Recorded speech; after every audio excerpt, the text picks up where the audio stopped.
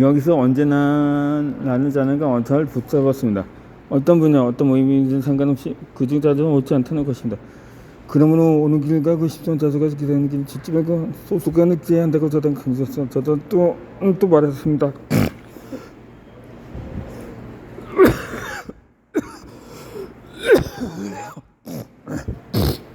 우리가 오랜 세월 함께한 학교 선생님과 가족, 친구, 직원 등을 돌아보며 그중 95%가 틀렸고 그렇게 무식에 마땅하고 조언을 구할 필요도 없다고 하는 결론을 내리는 것은 결국 쉬운 일이 아니다. 그러나 실제로 그게 현실이다.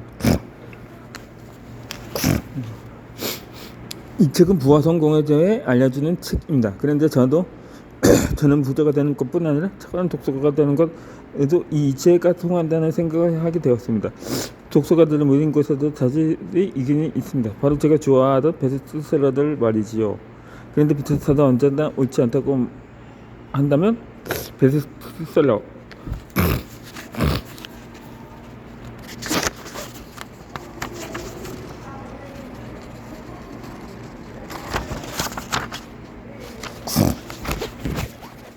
이거를 최고 체계에선 제 생각에도 분명 문제가 있는 게 아닐까 생각해보게 되었습니다. 나중에서 확신을 얻게 되었습니다. 정말로 다수는 옳지 않다는 것을요. 제가 베스트셀러를 좋아했던 이유는 저는 스스로 좋은 책을 알아볼 실력이 없었기 때문입니다. 아직 정말로 맛있는 음식을 먹어보지 못했고 충분한 경험도 쌓지 못했기에 그저 잘고 짜기만 하면 최고라고 여겼던 것입니다. 정말로 좋은 책을 고를 줄 알게 되면서부터 베스트셀러를 바라보는 시각이 좀 바뀌기 시작했습니다. 베스트셀러는 본질적으로 좋은 책이 될 수 없었습니다. 왜일까요? 이 좋은 책이란 바로 각자의 삶에 필요한 책이어야 하기 때문입니다. 다수의 필요로 채우는 책이 아니라 개인은 한 사람에게 필요한 책이 바로 좋은 책입니다. 자신의 현실을 필요로 충족시키는 책이 가장 좋은 책입니다.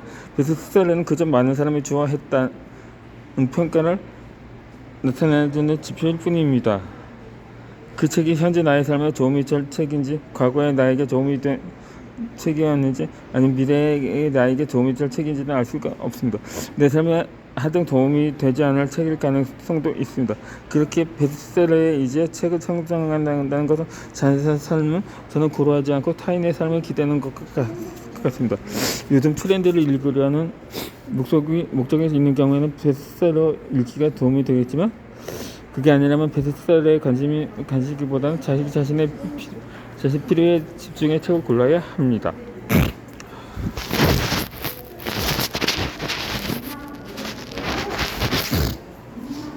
나는 무엇이 필요한 사람일까 하고 질문을 던져봐야 합니다. 나는 이 질문을 다시 살피다 보면 알게 되는 것이 있습니다. 삶의 순간에 필요한 것이 달라진다는 사실이다. 종교보호가 필요적이고 우리가 필요할 방법 지식에게 조언을 쏘게 있을 때는 희망과 모형기가 필요합니다. 이렇게 사실 필요 없는 책을 읽는 차례가 중요합니다. 자신의 관심사를 수도 고려해야 합니다. 그래야 더 즐겨 독서 습관을 이어갈 수 있을 테니까요. 결국 제가 잘 고려하지 않은 자신 살아내는 것부터 시작된다는 것을 알 수 있습니다. 남의 기술이 아니라 나의 기술로 고른 책이야말로 진정한 베스트북입니다. 이제 저는 북문은 베스트셀러를 보더라도 현재 나에게 어떤 필요가 될지 한 번 더 생각해보고 있게 되었습니다.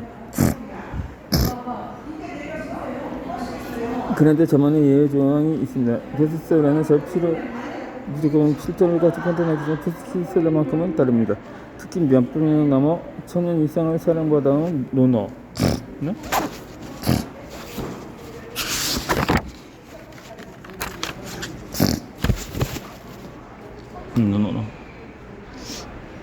은어나 도덕경, 명상학, 불경, 성경 등과 같은 고전이라면 저의 현재 상황조차 고려하지 않습니다.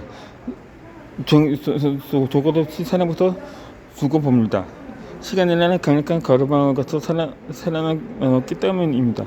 그렇게 시간의 흐르게 시대가 가다오 상받아온 고전들은 우리 인간의 그냥 변치 않는 본질을 다루고 있습니다. 우리 본능 속에 인내 채워지기 때문에 저희 개인 가로망조차 필요하지 않습니다. 물론 이런 책들을 읽겠다고 비판적인 시각을 향하고 열고 있으려고 하지만 책을 선택하는 기준이 만큼은 열린 마음을 가지고 있습니다. 책을 읽는 중요한 이유 중에 한 가지는 다른 삶을 살아가기 위함이라고 믿습니다. 이전에 내가 살던 사람의 성격의 사람일 수도 있고 타인이 살아가는 모습과의 다름일 수도 있습니다. 그런데 우리는 책을 읽으면서 또 다시 남들과 똑같이 했던 것은 아닐까요? 다수의 그 단어 어쩌나 옳지 않습니다. 탁월한 독서가들은 소수의 길을 나타납니다. 늘 따릅니다. 다른 독서가들의 평가보다 자신의 판단을 알고 보고 이러합니다. 때는 나를 위한 선택을 하려면 있어서 판단의 흐름을 때면 재중이 추구하는 것이 아니라 다시 한 중간 인물이 나아가는 소수의 길을 따릅니다. 발달할 그리하시라는 자신의 경험을 선택하지 못한 사람에게는 길이나 어수보다 안전한 대로가 적합하다고 했습니다. 자신에 대해 모르고 자신만의 방식을 터득하지 못한 사람들은 뱃살을 잃는 게 최선일 수 있습니다. 하지만 이 말을 돌려서 말하면 자신만의 방식을 터득한 사람은 자신만의 오습길도 나아갈 수 있습니다. 그리고 이 바로 성장의 지름길입니다. 여러분들은 자수같지 않은 안전한 대로 위에 계신가요? 아니면 여러분만의 오습길을 만들어가고 계신가요?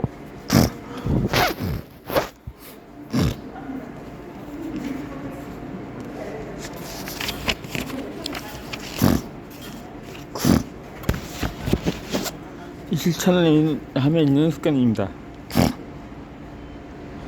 저는 과거에 책 1만권을 읽으면 인생 바뀐다고 생각할 때가 있었지만 어리석은 생각이었습니다. 1만권을 읽으면서 그 지식을 머릿속에만 넣는 사람과 단 한 권을 읽더라도 그 지식을 적응할 수 있는 부분을 생각해보고 실제로 확인해보는 사람도 누가 인생을 변화시킬 수 있을까요? 이 후자일 것입니다. 이 실행 없이 머릿속에만 넣는 지식들은 모두 반쪽짜리 지식으로만 남게 됩니다. 그리고 그런 지식들을 우리는 흩어지나가 버리고 우리의 삶의 안정을 미치지 못합니다. 물론 살아가다 보면 목적 없이 머릿속에 쌓아놓은 지식들도 무의식 중에 도움을 줄 수 있습니다. 그렇게 책을 읽기 전에 삶의 전쟁을 방향으로 전해질 수 있습니다. 이것은 삶의 시청의 중요한 역할 중 하나입니다.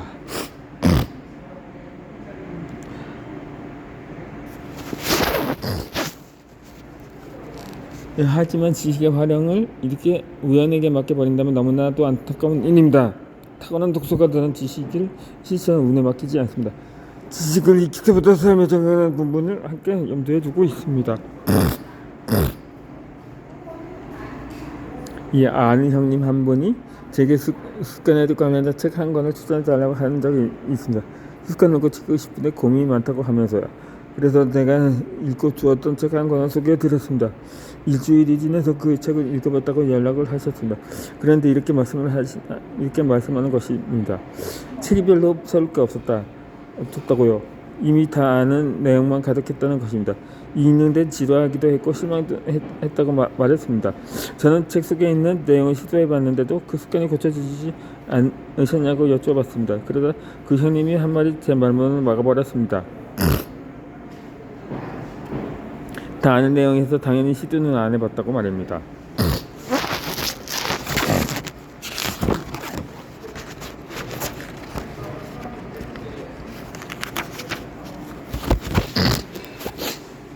많은 독서가들 삶을 변화시키는 목적으로 책을 듭니다. 하지만 많은 이들은 지식을 잔혹 안에 생고 지식을 얻는 즐거움에만 빠져 있습니다. 깨달음의 이 시대의 흐름에 빠져 있는 것입니다. 그 형님도 그랬던 것 같습니다. 습관을 바꾸겠다면 목숨을 내세우고 싶었지만 단연히 깨달음만 얻는 데만 그치고 있었던 것입니다. 물론 이런 깨달음의 재미를 추구하는 독서가 절대 나쁜 것은 아닙니다. 앞에서 즐거움을 누리며 읽는 것이 중요하다고 강조했던 것을 기억하시나요? 즐거움은 우리에게 그 독서를 더 열정적으로 지속하게 해줍니다. 그래서 저도 깨달음의 재미만은 있는데 많은 시간을 보내고 있습니다.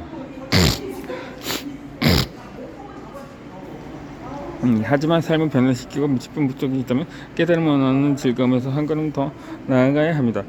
얻은 지식에 삶에 적용해야 합니다. 지식을 적용해 보면서 그것이 지식이 실제로 어떤 효과를 내는지 명확히 느껴봐야 합니다. 그 과정에서 지식의 적응 능력이 상승합니다. 지식이 어느 방향 속에서 활용되고 또 어떤 지식을 응용해 나가야 하는지 알게 됩니다. 또한 이때서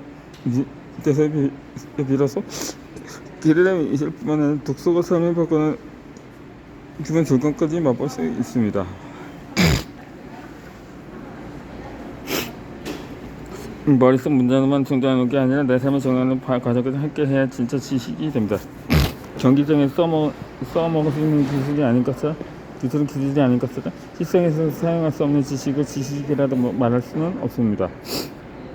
이 타고난 독서가들은 가장 적절한 순간에 책에서 상황에 맞는 지식을 활용해 보면서 머릿속 속에 터는 지식을 뻗덕뻗덕 살아있는 지식을 저는 그 살아있는 지식이 바로 지혜라고 믿습니다.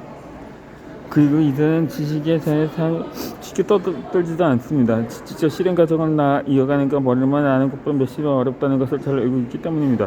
그래서 이들의 말에는 무게가 있습니다. 경험에 동반한 진짜 지식에 무게가 담겨 있습니다. 실천이라는 지식은 죽은 지식입니다. 여러분의 지식은 살아있나요? 죽어있나요?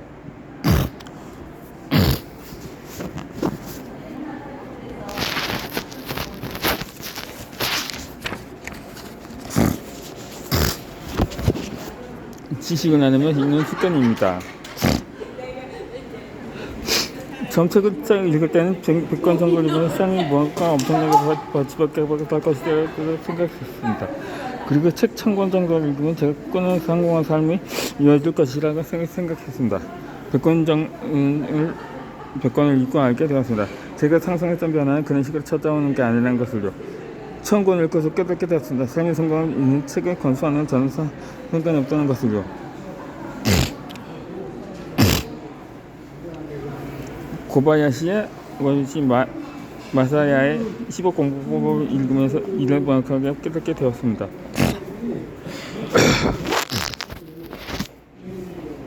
이 성공과 행복을 명확히 구분하라.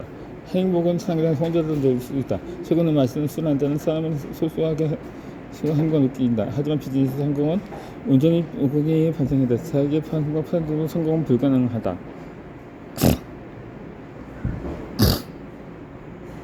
이 문맥을 읽으면 성공과 행복의 차이를 구분하게 되었습니다.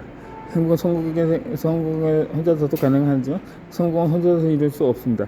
이 성공은 타인과의 관계 사이에서 나타나는 경험입니다. 혼자서 무언가를 열심히 익히고 더 똑똑해진다고 자연스럽게 성공에 따라오는 게 아닙니다.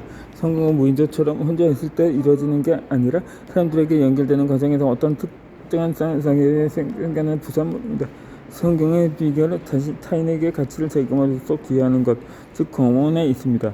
이것을 알게 된 이후부터 탁월한 독서가들의 특정한 습관 한 가지가 바로 눈에 띄었습니다. 탁월한 독서가들에게는 공헌하면서 이루는 습관이 있었습니다. 자신의 얄을 알면 채우는 데만 그치지 않고 자신이 얻은 지혜를 타인에게 아끼면서 나눌 줄 알았습니다. 책을 읽으면 얻은 지식은 자신의 이득만 위해 사용하는 것이 아니라 타인의 이득을 위해서 바꾸지 않은 마음을 가지고 있었습니다. 이들은 자신을 알게 된 것을 사람들에게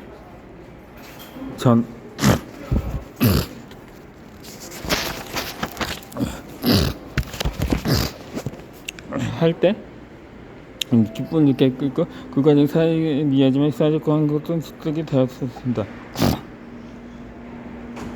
이 지식을 나누면 개인의 성장에도 도움이 됩니다. 자신이 읽을 책에 대해 이야기하다 보면 그 말을 하고 있는 본인이 그 책에 대해 더 깊게 이해하게 됩니다. 말과 그거라 한 번이라도 설명해 본 내용은 뇌에 더 깊이 각인되어 사라지지 않습니다. 또한 지식을 말과 글로 나누는 과정에서 지식을 표현하는 실력이 좋아집니다. 뭔가 많이 알고 말해서 글을 쓰지 않습니다. 그런 것부터 인포도 쓰게 되고 가끔씩 다른 일이기 때문입니다.